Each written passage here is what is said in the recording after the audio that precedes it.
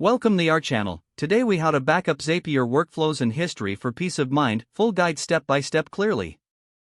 Start by logging into your Zapier account. Navigate to your dashboard, where you can see all your zaps. Select the zap you want to backup. Click on the zap's name to open its details. On the Zap editing page, look for the Settings tab. Click on the Settings tab to access the configurations. Scroll down to find the Export option. Click on Export to download a JSON file of the Zap. This file contains all necessary configurations for that specific workflow. Now, let's back up your history. Go back to your dashboard and click on Task History from the left menu. In the Task History section, you will see all executed tasks. Unfortunately, there isn't a direct export option for task history.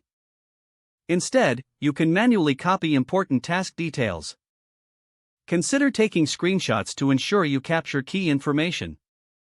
Alternatively, you can write down the details for future reference. If you have many zaps, repeat the export process for each one. Store all downloaded JSON files in a secure location. Consider using cloud storage for easy access later. After backing up, you can review your workflows as needed. Check your backups regularly to ensure they are up to date. Following these steps will give you peace of mind regarding your Zapier workflows.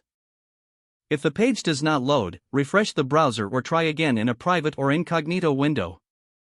Make sure you are using the correct email address, then retype it carefully to avoid small typos. If your password is not accepted, use the reset option and create a new strong password you can remember. Check your spam folder for verification or security emails, then complete any requested confirmation steps. Enable two-factor authentication if available to improve account security and reduce unauthorized access risk. After signing in, review your profile details so your contact information and settings are accurate and current. Don't forget to like this video and subscribe to our channel for more step-by-step tech guides.